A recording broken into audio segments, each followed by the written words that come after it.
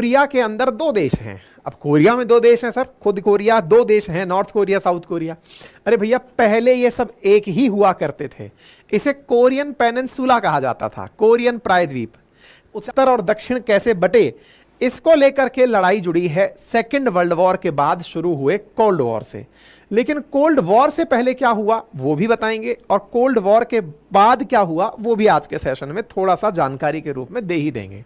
बात की जाए अगर कोरिया की, तो कोरिया पूरा इतना बड़ा सा, यानी कि यहां की यूलू रिवर से चाइना से बॉर्डर बचा करके ये पूरा एरिया कोरियन पेनिनसुला पहले हुआ करता था।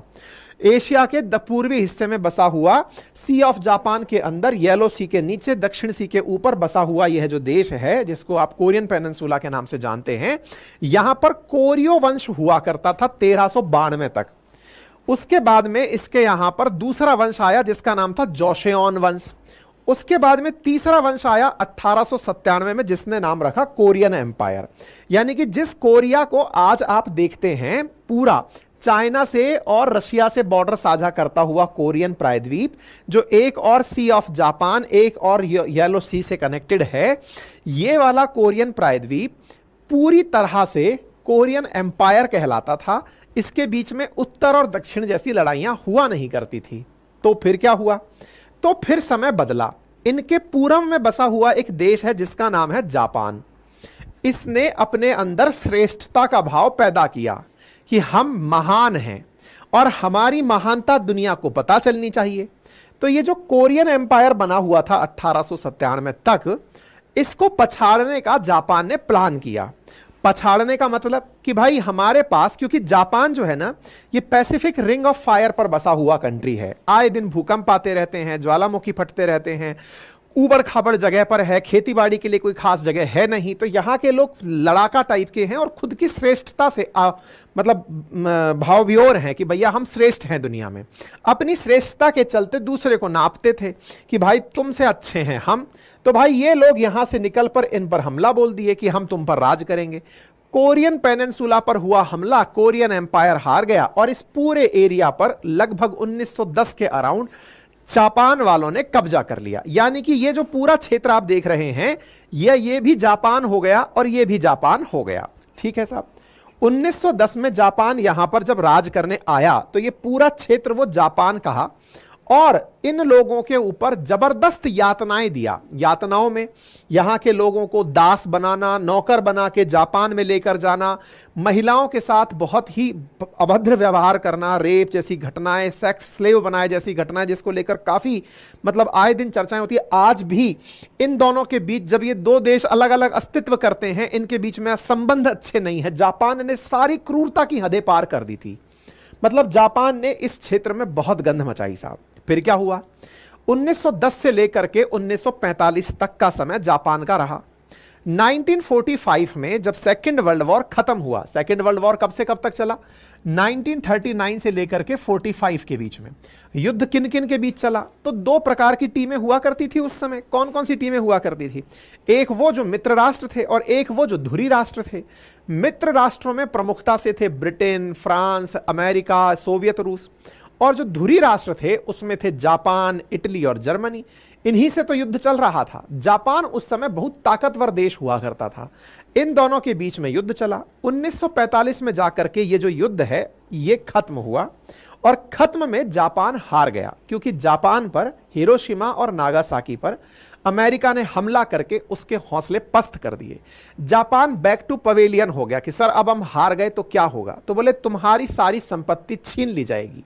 तो जीता कौन, जीते एक तरफ अमेरिका, रशिया, यूएसएसआर, ये सब लोग जो एक साथ थे ये इस युद्ध को जीत गए। हम दिखाना चाह रहे थे, वो मैप लेकर आए थे, कहीं मिस कर गए हम। ठीक है साहब, तो ये लोग जीत गए। तो जो लोग जीतकर इस युद्ध में आए उन लोगों ने, हाँ इस तरह से देख लीजिए, यहां पर यूएस, ग्रेट ब्रिटेन और सोवियत रूस ये युद्ध जीत कर आए और इन्होंने जापान को पनिशमेंट देने का निर्णय किया। निर्णय के रूप में क्या था कि तुम्हारी संपत्ति हम अपने कब्जे में लेंगे। बोले सर कैसे लोगे, तो बोले कोरियन पेनिनसुला को दो जो बड़ी ताकत हैं जिनमें से नाम है यूएस का और एक है सोवियत रूस का, हम अपना अपना बांट लेंगे, तुम यहां से निकल लो। तो साहब निकाल दिया गया। दोनों देशों के बीच में 30 डिग्री पैरेलल को इस प्रकार से एक सीमा रेखा डिस्कस किया गया। क्षेत्र इस तरह से बांटा गया कि जो जापान की सेनाएं नॉर्थ कोरिया की साइड हैं वो तो सरेंडर करेंगी सोवियत रूस को, और जो साउथ की तरफ वाली सेनाएं हैं ये सरेंडर करेंगी अमेरिका को। दोनों लोग बट गए साहब, साउथ और नॉर्थ पूरी तरह से बट गए। दोनों ने अपनी अपनी सेनाओं से सरेंडर करा लिए। इस क्षेत्र पर सोवियत रूस का प्रभाव आ गया, इस क्षेत्र पर अमेरिका का, और अमेरिका के साथ फ्रांस, ब्रिटेन, ये वाले जो पिछलग्गू पश्चिमी देश हैं इनका। 1945 में जब जर्मनी में बैठकर यह फैसला हुआ तब तक सब ठीक ही था, बट गई चीजें। लेकिन उसके बाद में शुरू होता है अमेरिका और रशिया के बीच में कोल्ड वॉर। अब ये कोल्ड वॉर क्या है? कोल्ड वॉर मतलब आपस में आमने सामने नहीं आएंगे लेकिन कसर भी नहीं छोड़ेंगे, दुनिया के अंदर जाकर लड़ेंगे, खुद आमने सामने नहीं आएंगे। लड़ाई किस बात की?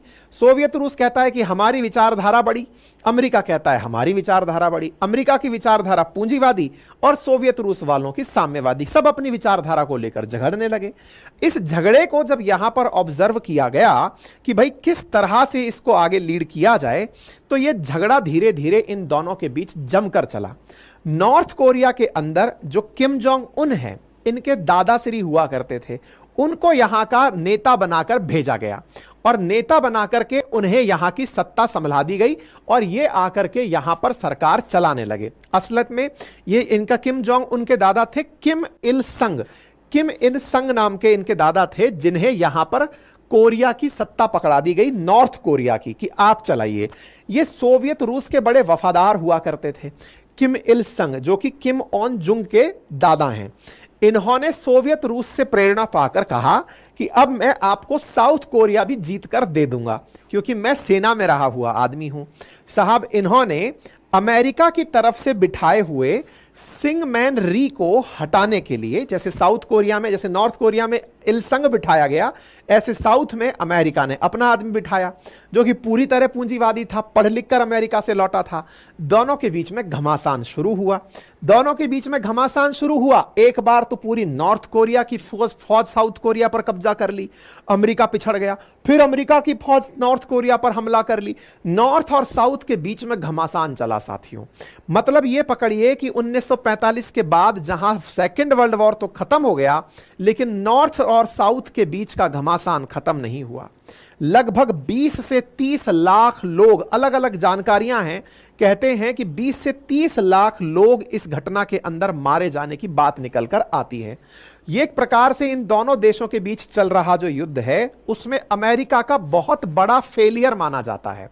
कहा जाता है कि अमेरिका के द्वारा इस युद्ध को खत्म करने के जो प्रयास किए गए वो उनकी सेना और उनकी खुफिया एजेंसी की नाकामयाबी के कारण बहुत से लोगों की जान लेने का कारण बना। लेकिन जब दोनों ने ही बड़ी संख्या में अपने अपने लोग खो दिए, एक आभासी सीमा रेखा का निर्धारण हुआ। दोनों के बीच में अभी तक कोई शांति समझौता नहीं हुआ है। दोनों अभी भी वॉर की स्टेट में ही हैं, लेकिन बस अपने अपने लोगों को लेकर बॉर्डर पे बैठे हुए हैं। तब से लेकर अब तक इन दोनों देशों ने तमाम बातें कर ली कि कैसे एक दूसरे के साथ में शांति से रहा जाए। आपस में नहीं करते, लेकिन दुनिया वाले लेकर डरते हैं कि जब इन दोनों के बीच पहले जब युद्ध हुआ था 45 से लेकर 53 के बीच के दौर में, तब मतलब 20-30 लाख लोग मारे गए थे। अगर दोबारा कभी हो गया तो कितना नुकसान होगा? क्यों? क्योंकि किम जोंग उन तब से लेकर अब तक बहुत पावरफुल हो चुके हैं। पावरफुल कैसे? इन्होंने अपनी पूरी ताकत न्यूक्लियर वेपन्स के डेवलपमेंट में लगा रखी है। वहीं दूसरी ओर साउथ कोरिया प्रोग्रेसिव स्टेट होकर आज भी अमेरिका के साथ जुड़ा हुआ है, बढ़िया पैसा कमा के डेवलप्ड नेशन बन गया है, अमेरिका से अपनी सुरक्षा की गारंटी लेकर बैठा हुआ है, और इन दोनों के बीच में एनी टाइम हाई अलर्ट बना रहता है कि कभी भी यहां पर संघर्ष हो सकता है। ठीक है, बाकी